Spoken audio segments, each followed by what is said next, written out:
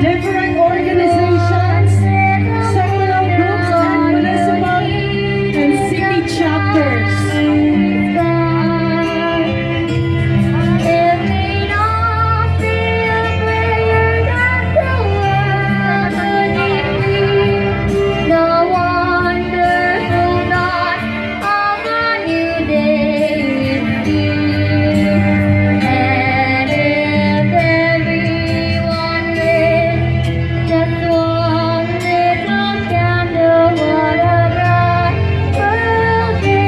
Just one little candle can spark a very, very big difference.